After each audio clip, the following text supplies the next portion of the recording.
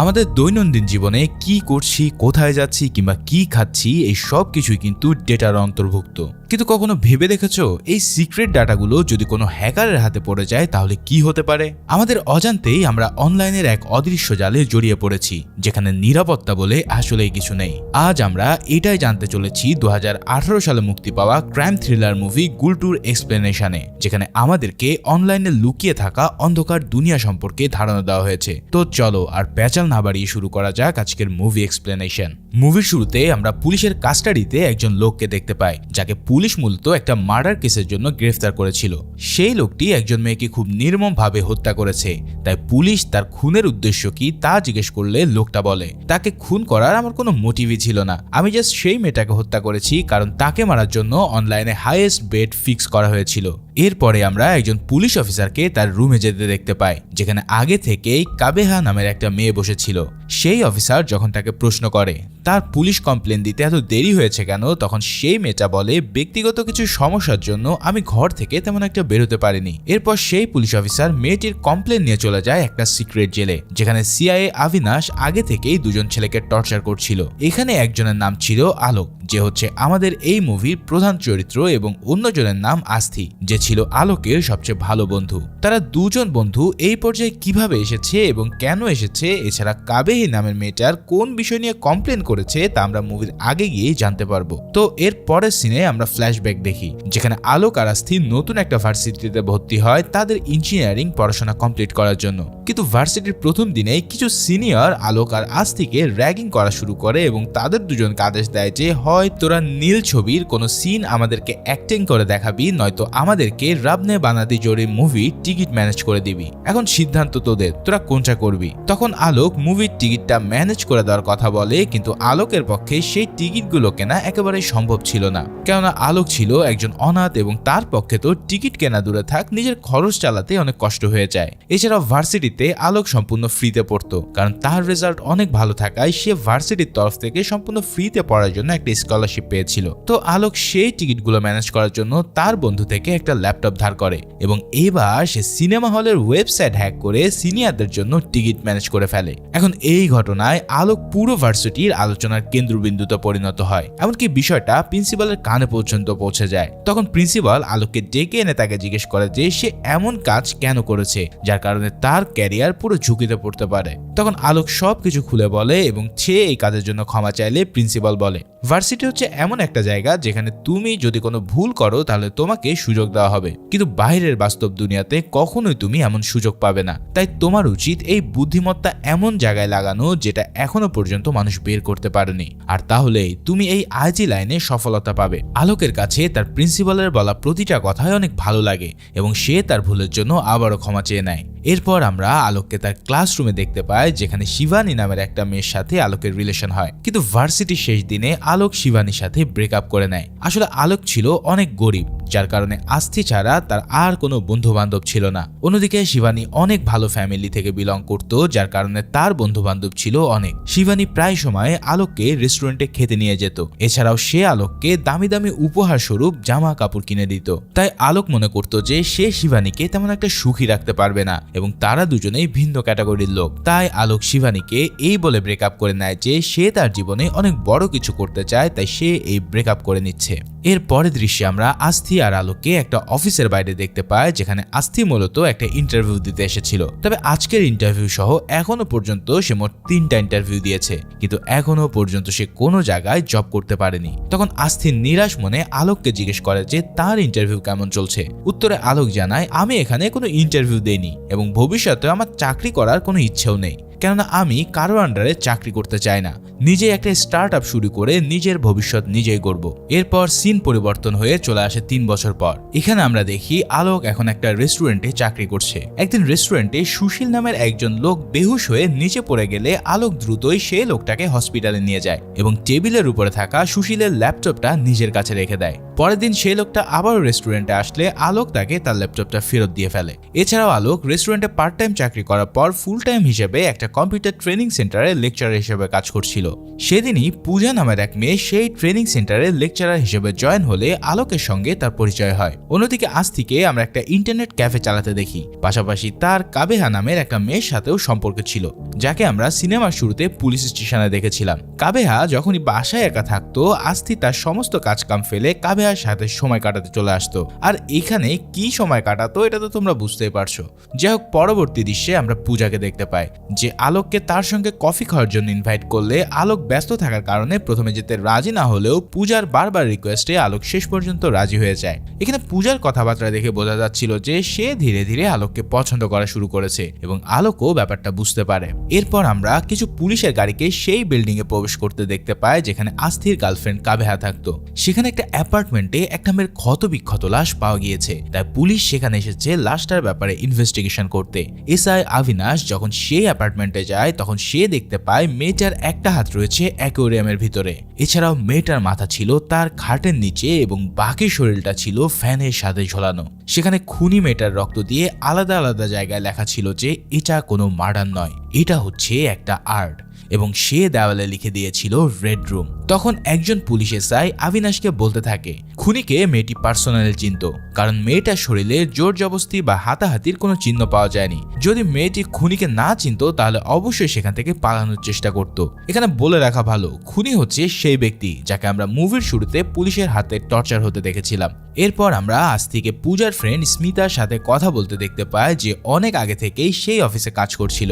স্মিতা একবার পূজাকে বলছিল যে সে আলোককে অনেক পছন্দ করে, কিন্তু কখনোই বলতে পারেনি কারণ আলোক কোনো মেয়ের সাথে তেমন একটা কথা বলতো না। অন্যদিকে আস্থির একটা গার্লফ্রেন্ড থাকা সত্ত্বেও সে আলোকের নাম ব্যবহার করে স্মিতার সাথে ঘনিষ্ঠ হওয়ার চেষ্টা করতে থাকে। আসলে আস্থি একজন মেয়েবাস ছেলে ছিল, এমনকি সে একদিন আলোকের নতুন বান্ধবী পূজাকেও মেসেজ পাঠিয়েছিল।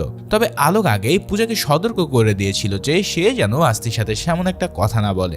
এরপর আমরা খুনির ভাইকে এসআই অবিনাশের সাথে কথা বলতে দেখি, যেখানে খুনির ভাই বলতে থাকে যে আমার ভাই মানসিকভাবে অসুস্থ, সে বেশিরভাগ সময় স্বাভাবিক থাকলেও মাঝে মাঝে সে আউট অফ কন্ট্রোল হয়ে পড়ে। এছাড়াও সমাজে আমাদের একটা মান সম্মান রয়েছে, তাই তুমি যেভাবেই হোক আমার ভাইকে এই কেস থেকে বাঁচাও, এর বিনিময়ে তোমার যত টাকা প্রয়োজন আমি তোমাকে দিয়ে দেব। তাই পুলিশ সন্দেহভাজন একজন লোককে ধরে টর্চার করতে থাকে, কিন্তু টর্চারের মাত্রাটা এতই বেশি ছিল যে সন্দেহভাজন লোকটা সেখানেই মারা যায়। এরপর অফিসার অবিনাশের অ্যাপার্টমেন্টের দারোয়ান থেকে জানতে পারে যে আস্থি নামের এক ছেলে খুনের দিন সেই অ্যাপার্টমেন্টে এসেছিল। তখন এসআই অবিনাশ পেয়ে যায় এক মক্ষম সুযোগ এবং সে হুকুম দেয় আস্থিকে ধরে আনার জন্য। আর এখানে আমরা বুঝতে পারি যে এসআই অবিনাশ টাকার জন্য যে কোনো কিছুই করতে পারে। এরপর আমরা দেখি আস্থি স্মিতার সাথে চ্যাটিং এ ব্যস্ত। ঠিক তখনই দুজন পুলিশ এসে আস্থিকে জিজ্ঞেস করে যে আস্থির বাসা কোথায়, কিন্তু আস্থি তখন স্যাস্ট্রামো করতে এতটাই ব্যস্ত ছিল যে সে তার নিজের নামটাই ভুলে গিয়েছিল। পুলিশরা জানতোই না যে এটাই আস্থি, তাই তারা আস্থিকে বলে আস্থির ভাষাটা চিনিয়ে দিতে, কিন্তু আস্থি তখন এতটাই অমনোযোগ ছিল যে সে পুলিশদের তার বাসা পর্যন্ত নিয়ে যায়। পুলিশরা দরজায় বেশ কিছুক্ষণ কড়া নাড়লে যখন ভিতর থেকে কেউ খোলে না তখন তারা সেখান থেকে চলে যায়, কিন্তু আস্থি তখনও এক মনে স্মিতার সাথে চ্যাটিং করছিল। এরপর আলোক বাসায় আসলে আস্থি যখন পূজার ব্যাপারে জিজ্ঞেস করে তখন তার কিছু একটা মনে পড়লে সে দ্রুত অফিসে চলে যায় পূজার সাথে দেখা করতে, কিন্তু ততক্ষণে পূজা অফিস থেকে চলে গিয়েছিল। আসলে পূজা আগে আলোককে বলেছিল যে আজ সে শাড়ি পরে আসবে, তাই সে যেন তাড়াতাড়ি আসে, কিন্তু আলোক সে কথা ভুলেই গিয়েছিল। তারপর থেকে পূজা আলোকের সাথে অভিমান করতে থাকলে আলোক বারবার পূজার রাগ ভাঙানোর চেষ্টা করতে থাকে। এরপর আমরা আস্তিকে স্মিতার সাথে চ্যাট করতে দেখতে পাই, যেখানে তারা একে অপরের সাথে এতটাই ঘনিষ্ঠ হয়ে গিয়েছিল যে তারা নিজেদের নোটস পর্যন্ত একে অন্যের সাথে শেয়ার করতে থাকে। পরের দিন আলোক পূজার মন ভালো করতে তার নিজের বাসায় নিয়ে যায় এবং একটা শাড়ি উপহার দেয়। ধীরে ধীরে তাদের মধ্যে একটা সুন্দর মুহূর্তেরও সৃষ্টি হয়। এই সময় পূজা আলোকের কম্পিউটারে কিছু একটা দেখার জন্য তার পাসওয়ার্ড জানতে চাইলে আলোক তাকে সেটা দিয়ে দেয়। এখন অতিরিক্ত রাত হওয়ার কারণে আলোক পূজাকে তার হস্টেল পর্যন্ত ছেড়ে আসে এবং বাসায় ফিরে ঘুমোতে যাবে, ঠিক তখনই হঠাৎ পুলিশ এসে তাদের দুজনকে ধরে নিয়ে যায় সেই সিক্রেট জেলে, যেটা আমরা মুভির শুরুতে দেখেছিলাম। তখন আলোক তাদের এখানে কেন আনা হয়েছে জিজ্ঞেস করলে পুলিশ তাদের কিছুই বলতে চায় না। তবে এবার ঘটে এক অন্য কাহিনী। ঠিক তখনই পূজা সেখানে চলে আসলে আমরা বুঝতে পারি যে মূলত পূজা হচ্ছে একজন সাইবার ক্রাইমের আন্ডার কভার অফিসার, যার আসল নাম হচ্ছে আনাকা। পূজাকে দেখে তো তারা দুজনে অনেক অবাক হয়ে যায়। ঠিক তখনই পূজা বলতে থাকে তোমরা সরকারের ডেটা সার্ভার হ্যাক করে সকল তথ্য চুরি করেছো। এবার আমাকে বলো সেগুলো তোমরা কোথায় রেখেছো? তখন আলোক বলে যে তুমি কোন ডেটা সেন্টারের কথা বলছো? আমরা তো কোনো ডেটা চুরি করিনি। তখন পূজা আর কোনো কথা না বলে সে বাইরে এসে অবিনাশকে নির্দেশ দেয় যে এদের হাত পা গুড়িয়ে হলেও যেন তাদের কাছ থেকে ইনফরমেশন বের করা হয়। আসলে কিছুদিন আগে বেঙ্গালুরুর একটা ডেটা সেন্টার থেকে সাধারণ মানুষের অনেক গুরুত্বপূর্ণ তথ্য হ্যাক হয়ে যায়। সেই হ্যাকিংটা করা হয়েছিল সেই প্রতিষ্ঠান থেকে যেখানে আলোক লেকচার দিত। এই কারণে পূজা সেখানে আন্ডারকভার এজেন্ট হিসেবে যোগ দেয় এবং জানতে পারে যে পুরো প্রতিষ্ঠানে আলোকের চেয়ে মেধাবী আর কেউই নেই।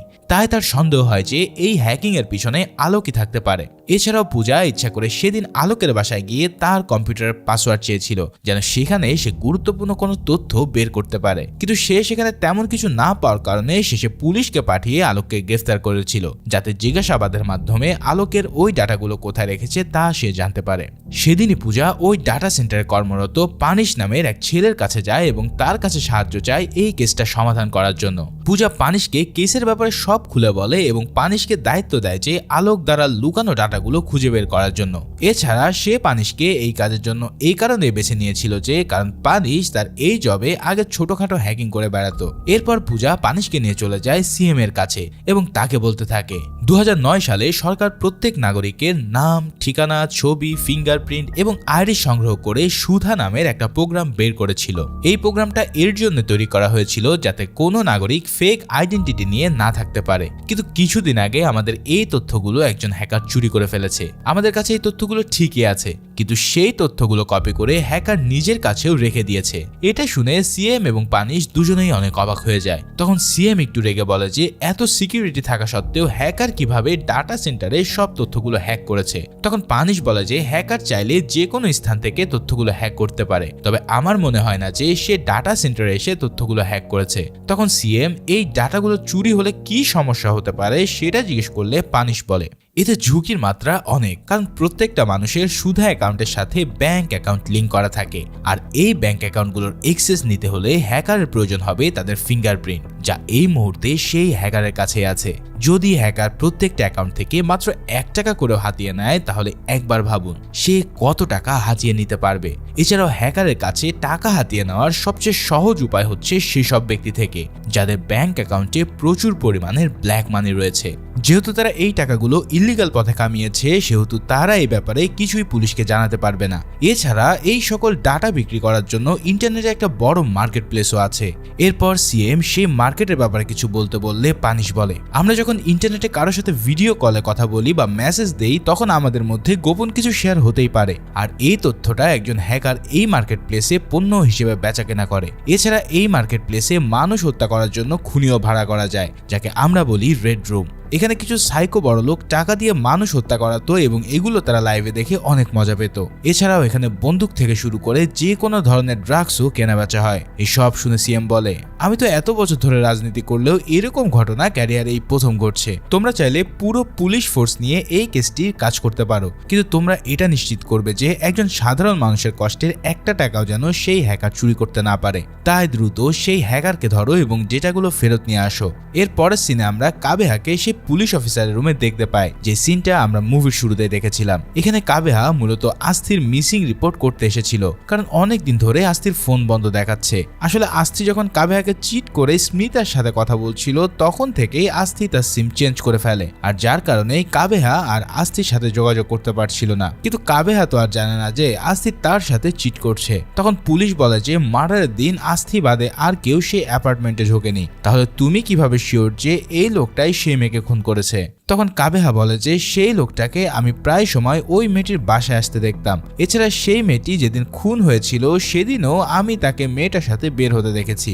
আসলে লোকটি হচ্ছে সেই ব্যক্তি যাকে আমরা মুভির শুরুতে টর্চার হতে দেখেছি। তখন অফিসার আস্থির সাথে তার কি সম্পর্ক জিজ্ঞেস করলে কাবেহা বলে আস্থি তার বয়ফ্রেন্ড এবং প্রায় সময় সে আমার সাথে দেখা করতে অ্যাপার্টমেন্টে আসতো। এগুলো শুনে পুলিশও একবারে অনেক কনফিউজ হয়ে যায় এবং বুঝতে পারে না যে তারা কেন আলোক আর আস্থিকে গ্রেফতার করেছে।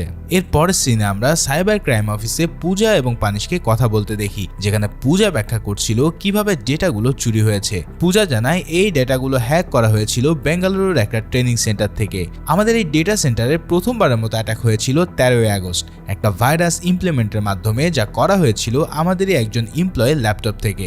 তাদের সেই এমপ্লয়ের নামটাই হচ্ছে সুশীল। তবে 12ই আগস্ট সুশীল যখন একটা ক্যাফেতে বসে কফি খাচ্ছিল তখন সে হঠাৎ অজ্ঞান হয়ে যায় এবং দ্রুত তাকে হসপিটালে নেওয়া হয়। কিন্তু তার ল্যাপটপটা তখনও ক্যাফেতেই রয়ে গিয়েছিল, যার ফলে পরের দিন সুশীল যখন তার ল্যাপটপ নিতে ক্যাফেতে ফিরে আসে তখন যার কাছ থেকে সে ল্যাপটপটা নেয় সে আর কেউই নয়, সে ছিল আলোক। তাই আমার সম্পূর্ণ বিশ্বাস যে এই ডেটাগুলো চুরির পিছনে আলোকেরই হাত রয়েছে। যাক, এরপর সিনে আমরা আলোক আর আস্তিকে এসআই অবিনাশের হাতে অনেক টর্চার হতে দেখি এবং এসআই আলোককে মারতে মারতে বলে যে সব কিছুর একটা মূল্য রয়েছে, নিশ্চয়ই তুই এমন কিছু চুরি করেছিস যা অনেক মূল্যবান, তাই আমাকে বল সেটা তুই কোথায় রেখেছিস। কিন্তু আলোক কিছু না বললে এসআই যখন মারতেই যাবে তখন পূজা এসে সেখানে থামিয়ে দেয়। এরপর পূজা আলোকের দিকে তাকিয়ে বলে, তোমাকে এই পরিস্থিতিতে দেখে আমার অনেক খারাপ লাগছে, কিন্তু এর জন্য তুমি নিজেই দায়ী। তাই তুমি যত দ্রুত আমাদেরকে সেই ডাটা ফেরত দেবে ততই তোমার জন্য মঙ্গল হবে। তখন আলোক তার কাছে কোনো ডাটা নেই বললে পূজা বলে, তোমার কথা বিশ্বাস না করার জন্য আমার কাছে অনেকগুলো কারণ রয়েছে। আমাদের ডেটা সেন্টারে যে ল্যাপটপ থেকে হ্যাক হয়েছিল সেটা একদিনের জন্য তোমার কাছে ছিল। এছাড়াও তুমি যে ল্যাপটপ দিয়ে ভাইরাস ছড়িয়েছো সেই কফি শপের ফুটেজও আমাদের কাছে রয়েছে। তাই ভালো হবে তুমি তোমার গুনাহ কবুল করে নাও, নয়তো এখানে ছটফট করে মরতে থাকো। এই কথাগুলো শুনে আলোক বলে, মাত্র এই কয়েকটা প্রমাণে তুমি আমাকে অপরাধী বানাতে পারবে না, আর প্রমাণ ছাড়া তুমি আমাকে বেশি দিন পুলিশ কাস্টাডিতেও রাখতে পারবে না। তখন পূজা জানায় যে কে বলেছে আমি তোমাকে পুলিশ কাস্টাডিতে রেখেছি, কারণ ধারণাও নেই যে তুমি এখন কোথায় আছো। এছাড়া তোমার খোঁজ নেওয়ার মতো তো কেউ বেঁচে নেই। তোমার মধ্যে যে ট্যালেন্ট রয়েছে, চাইলে তুমি একটা সুন্দর জীবন কাটাতে পারো, তাহলে কেন তুমি এই ধরনের কাজ করছো। তখন অলোক বলতে থাকে, ছোটবেলায় বাবা মা মারা যাওয়ার পর আমি একটা এতিমখানায় বড় হই। আমি পড়ালেখায় অনেক ভালো ছিলাম এবং গণিত ছিল আমার প্রিয় সাবজেক্ট। আমি আমার গ্রামের প্রথম ছেলে ছিলাম যে পড়াশোনা করার জন্য শহরে এসেছি। আমি বেঙ্গালুরুতে ইঞ্জিনিয়ারিং পড়ার জন্য এসেছিলাম, কিন্তু এখানে এসে আমি দেখতে পাই সবাই অনেক ভালো কাপড় চোপড় পরছে, মজা করছে, তারা সিনেমা হলে যে মুভিও দেখছে। প্রতিদিন তারা নতুন নতুন রেস্টুরেন্টে খাবার খেতে যায়। এক মোবাইলে বোর চলে আসলে অন্য একটা মোবাইল কিনে ফেলে। পছন্দের কালার অনুসারে তারা বাইকও পরিবর্তন করে। কিন্তু এরকম কিছুই আমার দ্বারা কোনোভাবেই সম্ভব ছিল না। রেস্টুরেন্টে গেলে আমি মেনুর দিকে তাকাতে ভয় পেতাম, কারণ সেগুলোর দাম ছিল আমার নাগালের বাইরে। নতুন জামা কাপড় কেনার কথা তো চিন্তাই করতাম না। আমি যখন হসপিটালে যেতাম তখন নিজের থেকে বেশি চিন্তা করতাম হসপিটালের বিল নিয়ে। আমার লাইফটা এভাবেই অনেক অভাব এবং বোরিংয়ে চলছিল। আমার সাথে তেমন কেউ বন্ধুত্বও করতো না, কারণ আমার গরিবই ছিল আসল কারণ। কিন্তু সেদিন সব চেঞ্জ হয়ে যায় যেদিন আমার সাথে পরিচয় হয় শিবানীর। শিবানী সব সময় নতুন রেস্টুরেন্টে আমাকে নিয়ে যেত, এছাড়াও আমাকে গিফট হিসাবে জামা কাপড়ও কিনে দিত। শিবানীর বাবা অনেক বড় ব্যবসায়ী থাকা সত্ত্বেও আমি জানতাম না কেন সে আমাকে এত পছন্দ করত। শিবানী যতদিন আমার লাইফে ছিল আমার জীবনটা খুব ভালোই চলছিল, কিন্তু যেদিন থেকে আমি শিবানীকে ছেড়ে দিই সেদিন থেকে আমার জীবন আবারও আগের মতো হয়ে যায়। তাই সেদিনই আমি ভেবে রেখেছিলাম যে আমি আমার পছন্দের লাইফ নিজের মতো করে গড়ব। এই লাইফটা গড়ার জন্য সবার কাছে অপশন থাকলেও আমার কাছে তা ছিল না। ভালো এবং খারাপের মধ্যে তুমি হয়তো যে কোনো একটা পথ বেছে নেবে, আমি ঠিক তেমনই করেছি যেটা আমার কাছে সঠিক মনে হয়েছে। এছাড়াও সত্যি কথা কি জানো, তোমার ইচ্ছায় আমি এখানে আসিনি, বরং আমি নিজেই চেয়েছিলাম তুমি আমাকে অ্যারেস্ট করো। আর এখানে আমি কতক্ষণ আটকে থাকবো সেটাও সম্পূর্ণ আমার ইচ্ছের উপরে নির্ভর করছে। হ্যাঁ, আমি যে সেই ডাটাগুলো চুরি করেছি সেটা শুধুমাত্র তুমি এবং তোমার ডিপার্টমেন্টই জানো, কিন্তু প্রমাণ হিসেবে তোমাদের দরকার পড়বে সেই ডেটাগুলো যা তোমরা কখনোই খুঁজে পাবে না। ভার্সিটি শেষ করেই আমি দ্রুত নিজের একটা কোম্পানি শুরু করতে চেয়েছিলাম এবং সেই পজিশনে যেতে আমি 3 বছর একটা প্ল্যানও করেছি। কিন্তু আমি যদি সৎ পথে এগোতাম তাহলে এই প্ল্যানটা বাস্তবায়ন করতে আমার প্রায় 15 বছর অপেক্ষা করতে হতো। আর এই প্ল্যানটা দ্রুত বাস্তবায়ন করার জন্য আমার দরকার ছিল একটা কি, যা আমি খুঁজে পাই ডাটা সেন্টারে কর্মরত একজন কর্মচারী সুশীলের মধ্যে।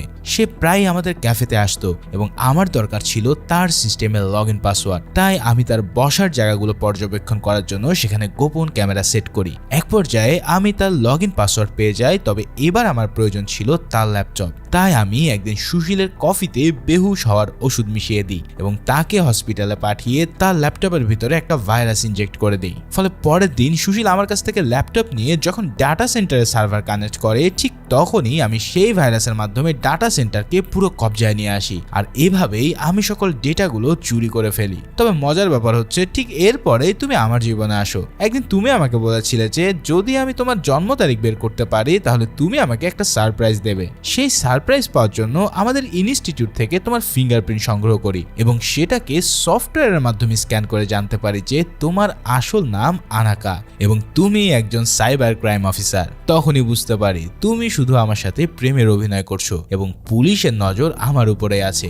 এরপরে আমি আরো একটা প্ল্যান করি এবং তোমাকে যখন আমার বাসায় নিয়ে যাই তখন আমি ইচ্ছাকৃতভাবে আমার কম্পিউটারের পাসওয়ার্ড তোমাকে দেই যাতে তুমি নিজে চেক করে কিছু খুঁজে না পাও। আসলে তোমার আসল পরিচয় জানার পরে আমি আমার কাছে থাকা সমস্ত ডেটাগুলোকে নিরাপদ স্থানে সিকিউর করে ফেলি। পরবর্তীতে যখন তুমি সেই ডাটাগুলো খুঁজে না পেয়ে আমাকে পুলিশের মাধ্যমে গ্রেফতার করো তখনই আমার প্ল্যানের চূড়ান্ত ধাপ সফল হয়। কি বুঝতে পারলে তো, এই ছেলে কিন্তু যে সে খেলোয়াড় নয়। এর পরের দৃশ্যে আমরা পূজা এবং পানিশকে একসাথে দেখতে পাই যেখানে সে সকল রকম চেষ্টা করেও কোনো তথ্য প্রমাণ খুঁজে পায় না। তখন পূজা বলে আমাদেরকে একজন ইনভেস্টিগেটরের মতো নয় বরং একজন ক্রিমিনালের মতন চিন্তা করতে হবে। তখন পানিশ বলে হয়তোবা সে তার ডেটাগুলো কোনো বেস্ট ফ্রেন্ডের কাছে লুকিয়ে রেখেছে।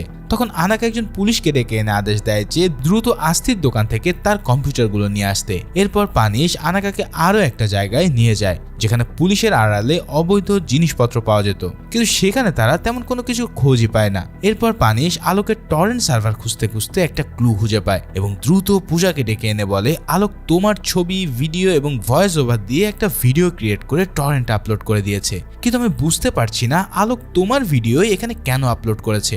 ঠিক তখনই পুলিশ আস্থির সকল কম্পিউটার সেখানে নিয়ে আসলে তারা দুজনে পুরো অবাক হয়ে যায় কারণ এইখানে ছিল অসংখ্য কম্পিউটার। পরের দৃশ্যে আমরা আলোককে আবিনাশের সাথে একটা ডিল করতে দেখতে পাই যেখানে আলোক বলে তোমাকে আমি একটা অ্যাকাউন্ট নাম্বার বলবো যা তুমি শুধু সিএম কে গিয়ে বলবে। এই ছোট্ট একটা কাজের জন্য আমি তোমাকে বিপুল অঙ্কের টাকা দেব যা তুমি কোনোদিন দেখোনি। আর আমরা তো জানি যে এসআই টাকার জন্য যে কোনো কিছু করতে পারে, তাই সে এই ডিলে রাজি হয়ে যায় এবং সিএম কে গিয়ে ওই নম্বরটা বলে দেয়। তবে সিএম এই নম্বরটা শোনার সাথে সাথে মারাত্মক রকমের টাস্কি খেয়ে যায়, তাই সে দ্রুত একটা বন্দুক নিয়ে চলে যায় আলোকের সাথে দেখা করতে। সেখানে গিয়ে সিএম জিজ্ঞেস করে তুই আমার সুইস ব্যাংকের অ্যাকাউন্ট নাম্বার কই পেলি? তখন আলোক বলে বিষয় এটা নয় যে আমি আপনার অ্যাকাউন্ট নাম্বার কোথায় পেলাম, আসল বিষয় হলো আপনার অ্যাকাউন্টে 2000 কোটি টাকার ব্ল্যাক মানি কোথা থেকে আসলো। এই সব কথা শুনে সিএম আলোককে তার কাছ থেকে কি চায় সেটা জিজ্ঞেস করলে আলোক বলে কিছু বছর আগে একজন ইতালিয়ান হ্যাকার সুইস ব্যাংক থেকে চুরি করা প্রায় 1.5 লক্ষ ডাটা কিনে নিয়েছিল। সেখানে 4000 অ্যাকাউন্ট ছিল ইন্ডিয়ানের, যার মধ্যে একটি আছে আপনার অ্যাকাউন্ট। সেই ইতালিয়ানের এখন এই অ্যাকাউন্টগুলোর ফিঙ্গারপ্রিন্ট প্রয়োজন। সেই ইতালিয়ান হ্যাকার প্রায় সবকিছুই সেট করে ফেলেছে, কিন্তু তার টাকা উইথড্র করার জন্য প্রয়োজন হবে ফিঙ্গারপ্রিন্ট, যা এই মুহূর্তে আছে আমার কাছে। তবে ইতিমধ্যে তার সাথে আমার একটা ডিল হয়ে গেছে। এখন আপনি যদি আমাকে এই জায়গা থেকে বের করতে সাহায্য করেন তাহলে আমি শুধু আপনার ফিঙ্গারপ্রিন্টটা সেই ইতালিয়ানকে দেব না। এটা শুনে সিএম অনেক রেগে যায় এবং আলোকের উপরে হঠাৎ গুলি চালাতে শুরু করে, কিন্তু আলোক নিজেকে বাঁচিয়ে একটা দেওয়ালের সাপোর্ট নেয় আর বলে আপনি যদি আজকে আমাকে মেরে ফেলেন তাহলে কালকে আপনার সকল দুর্নীতি ফাঁস হয়ে যাবে, কারণ আমি আপনার সকল ব্ল্যাক মানির রেকর্ড একটা ভিডিও করে ইউটিউবে ছেড়ে রেখেছি এবং আমি যদি এখান থেকে বের না হই তাহলে অটোমেটিকলি কালকে এই ভিডিওটা পুরো দুনিয়ার সামনে পাবলিশ হয়ে যাবে, আর এতে করে আপনার কাছে থাকবে না কোনো পাওয়ার আর থাকবে না কোনো টাকা পয়সাও। কিন্তু সিএম আলোকের কোনো কথাই শুনে না এবং প্রতিটা নিউজ চ্যানেলে গিয়ে তাদেরকে বিপুল পরিমাণে টাকা দিয়ে আগে থেকেই কিনে রাখে যাতে তারা এই রিলেটেড কোনো নিউজ পাবলিশ না করে। কিন্তু সোশ্যাল মিডিয়ার মাধ্যমে এই নিউজটা ইতিমধ্যে ছড়িয়ে পড়ে যে একজন হ্যাকার 80 কোটিরও বেশি নাগরিকের সুধা অ্যাকাউন্ট হ্যাক করে ফেলেছে। পরের দিন আলোক ও আস্থিকে কোর্টে চালান করা হলে তাদের বিরুদ্ধে কোনো প্রমাণ না থাকায় পুলিশ কাস্টাডি থেকে তাদের ছেড়ে দেওয়া হয়। তবে কোর্ট থেকে বেরিয়ে আলোক পূজাকে জিজ্ঞেস করে আচ্ছা এতদিন সাথে থেকেও কি তুমি সত্যি আমায় ভালোবাসোনি? জবাবে পূজা জানায় একজন ক্রিমিনালকে সে কখনোই ভালোবাসতে পারে না। এরপর আলোক আস্থির কাছে গেলে আস্থি আলোককে অনেক ঝাড়তে থাকে কারণ তার জন্যই সে এত বড় একটা কেসে ফেসে গিয়েছিল। তবে আস্থি বলে আমার উচিত ছিল সেদিন তোর কথা না শুনে আরো বেশি বেশি করে ইন্টারভিউ দেওয়া, তাহলে অন্তত আমার শরীরে এতগুলো মারের দাগ পড়তো না। তখন আলোক জানায় তোর শরীরে আঘাতের দাগ কোথা থেকে এসেছে সেটা কোনো বড় বিষয় নয়, বড় বিষয় হচ্ছে আমরা এই দাগের বিনিময়ে কি হাসিল করতে পেরেছি। যা আমি তোকে তোর প্রতিটা দাগের বিনিময়ে 1 কোটি করে টাকা দেব, আর হ্যাঁ তোকে ওয়েলকাম জানাই কারণ আমরা এখন 200 কোটি টাকার একটা কোম্পানি শুরু করতে যাচ্ছি।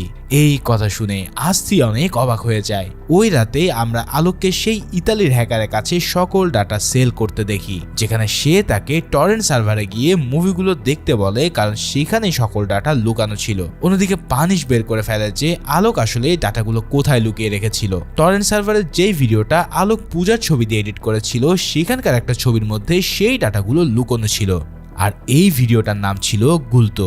এছাড়াও এটা জানা সত্ত্বেও পানিশ এবং পূজা আলোকের বিরুদ্ধে কোনো অ্যাকশন নিতে পারে না, কারণ ভিডিওটা পূজার ইমেল দিয়েই আপলোড করা হয়েছিল। আর এইটা যদি পুলিশ জানতে পারে তাহলে আলোকের চেয়ে পূজারই বেশি সমস্যা হবে। এছাড়াও সুধা অ্যাকাউন্ট যে হ্যাক হয়ে গেছে সেটা আলোক আগে থেকে একজন ভালো সাংবাদিককে জানিয়ে রেখেছিল, এবং সেখানে ওই সাংবাদিককে বলে দিয়েছিল যে এই নিউজটা আপনারা কখন এবং কবে সোশ্যাল মিডিয়াতে পাবলিশ করবেন। আর এভাবেই সবাই সোশ্যাল মিডিয়ার মাধ্যমে সুধা অ্যাকাউন্ট যে হ্যাক হয়ে গিয়েছিল তা জানতে পেরেছিল। এদিকে সিএম এর কালো টাকার কথা মিডিয়াতে চলে গেলে সিএম এবার গ্রেফতার হয়ে যায়। এরপর আমরা আলোককে দেখতে পাই যে সে এখন নিজেই একটা হ্যাকিং কোম্পানি চালু করেছে। সেখানে সে সবার উদ্দেশ্য বলে, আমি কারোর জন্য কোনো হিরো নই, আমি মানি যে আমি অপরাধ করেছি, তবে সেই অপরাধের মাধ্যমে যদি অন্য কারোর জীবন সংশোধন হয় তাহলে আমি সেটা ভালোই করেছি। ঠিক এমনই একটা সিনের মধ্যে দিয়ে এই মুভিটা এখানেই শেষ হয়।